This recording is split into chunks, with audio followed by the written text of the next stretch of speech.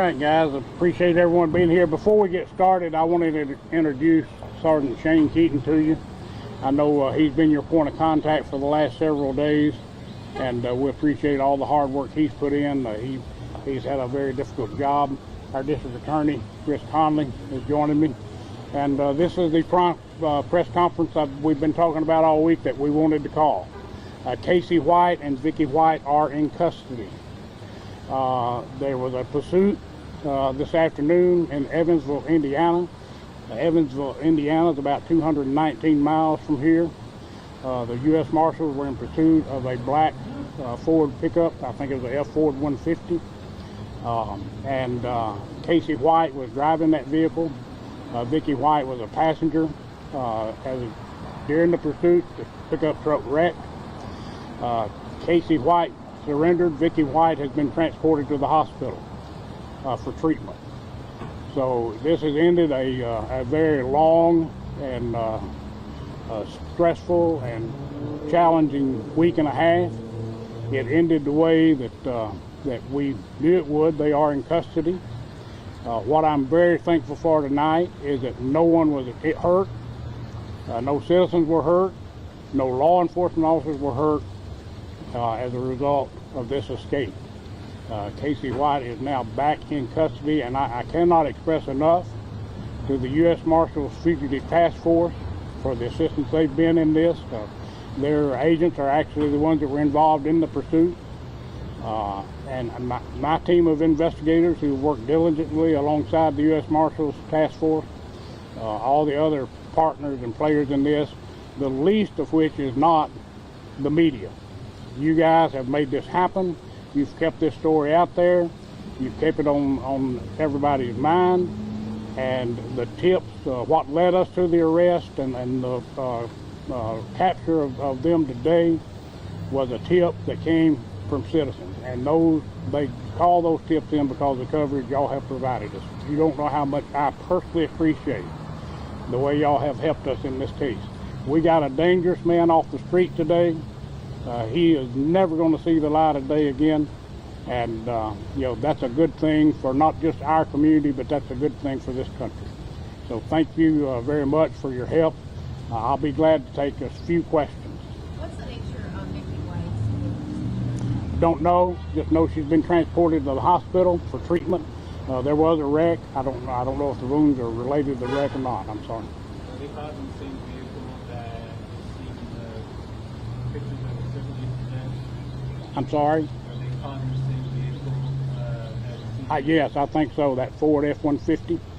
What's the connection to Evansville, Indiana? Why there for them? Don't know if anything particular drew them to that town. But that's where we got the latest tip, which came in late last night, I think, or last night. Followed up on it first thing this morning, and they were able to get some leads there, and it led to their capture. Where exactly did the chase start? Where did the chase start? I'm not sure.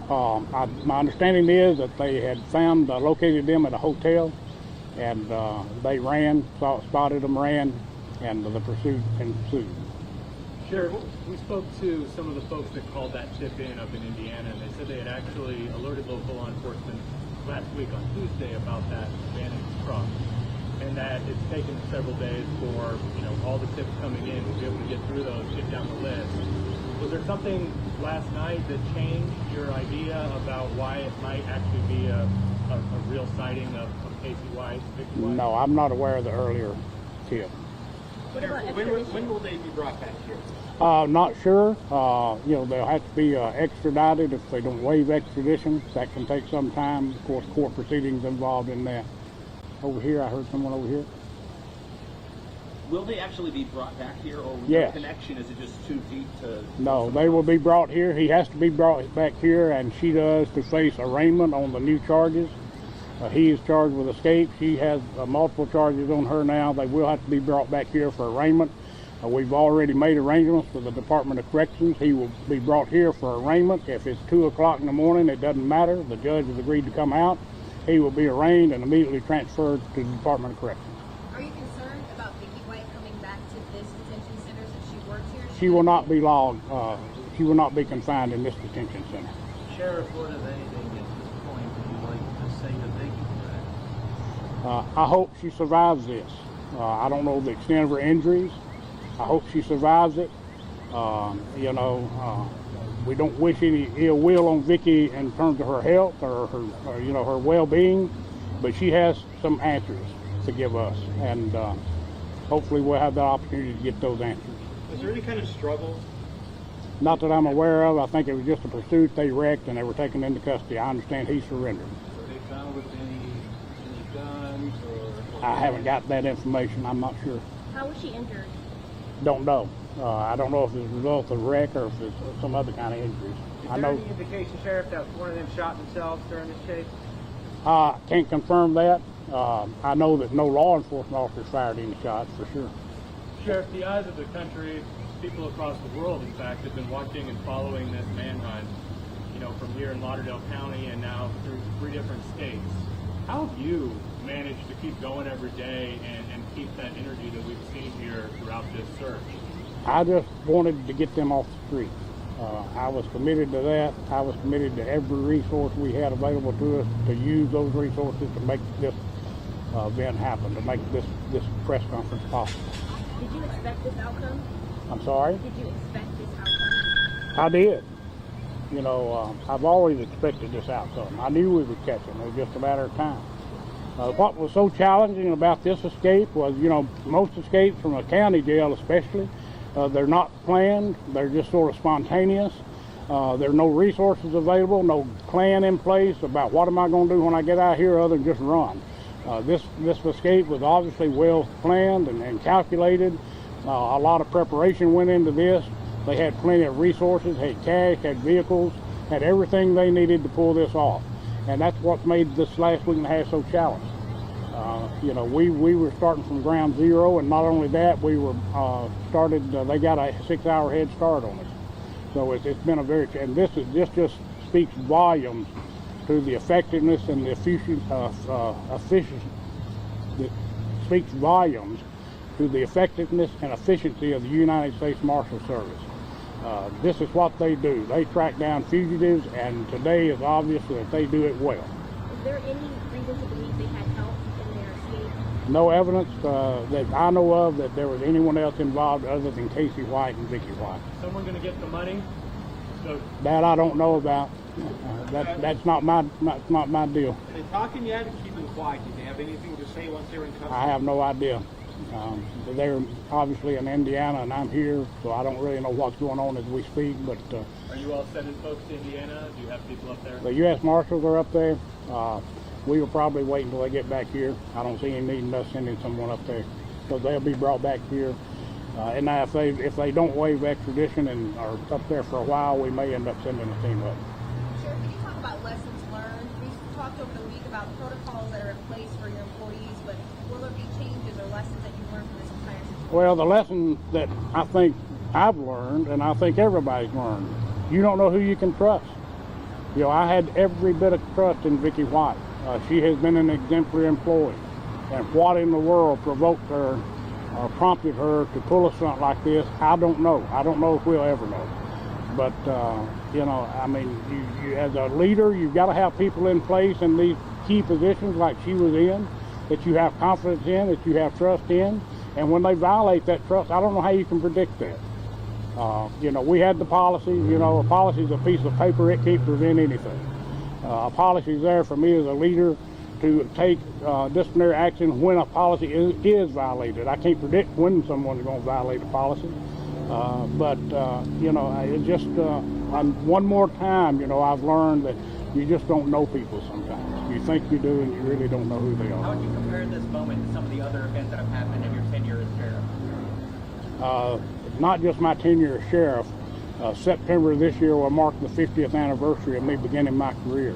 I've never experienced a week like this in my career. Sheriff, you've been in contact with Pat Davis, Vicky's mom, over the course. You had one sheriff that you said that was kind of your liaison. Yes. Have you spoken to her since their capture? I have not. That deputy is headed her on as we speak.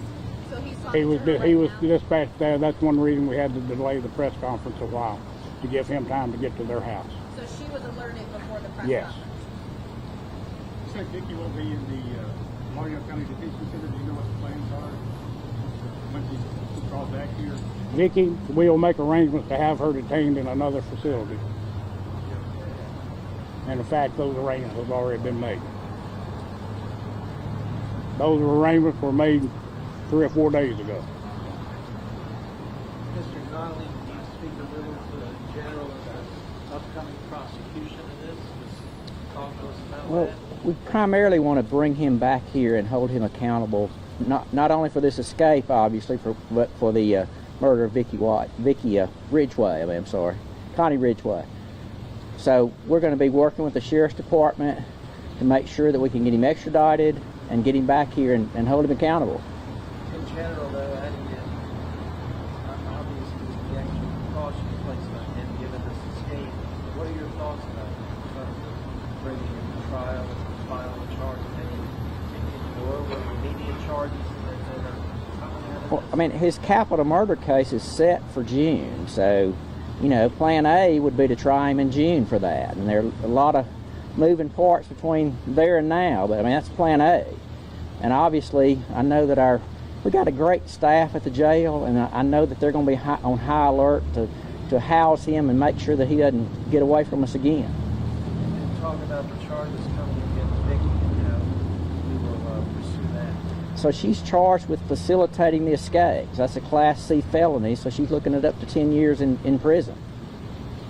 Mr. Donnelly, you've been in contact with Connie Ridgway's family, her sons. Can you talk to me about making that call to them and letting them know about this capture? Has that been done yet? Yes, I mean, that was our first priority when we found out that they were captured, is to let them know that, and we've done that, so they know. Can you tell me about that conversation where you seemed like you were probably excited to make that call? What was their take on the other end? Well, to be frank, they already knew it from Facebook. So apparently the people in Indiana had already released it on Facebook. But yeah, well, I mean, but you know, that's part of what we take very seriously, is to make sure that our victims are informed and consulted about the case, and we've done that. And all of this, everyone talking about Vicky and Casey and their love story and whatnot, they're real victims of Casey White's crimes and alleged victims of Connie Ridgway. Absolutely, and I mean, that's one of the really sad things about this, that after finally being able to indict him for her murder, of having this twist and turn in that case, it's got to be devastating to them. So we look forward to bringing him to justice. What was the reaction from Casey's ex-girlfriend when she tried to kill him? Well, I have not spoken to her, so I don't have any reaction from her. For you, Mr. Connolly, just one last question. There's a lot of media attention. There's a lot of just eyes on this case. What does that mean for you and your office to make sure that everything, your I's are dotted, your T's are crossed to get this pushed through? I tell you, my main concern is the media. I obviously in favor of fair reporting, but we want to try this case right here in Lauderdale County. So, you know, our goal in the next days and weeks as we go ahead is we want to be cooperative with the media, but we also want to be mindful that we don't want to change a venue, for instance. We want to be able to try this case here in Lauderdale County among his peers. So we've got to take that into account as we go forward in the days ahead. Thank y'all. Let me add, a question was asked earlier about changes in protocols or whatnot. The day will come when Casey White will have to be brought back here for trial. And I can assure you, we have a crowding dilemma at our corrections facility. We have about 315 inmates with 256 beds. We're using every crook and cranny we can in that bed to house inmates. But he will be in a cell by himself if we have to put other inmates on the floor to make it happen. He will stay in handcuffs and shackles while he's in that cell. And if he wants to sue me for violating his civil rights, so be it. He's not getting out of this jail again. I'll assure you that. Any other questions? Thank you so much.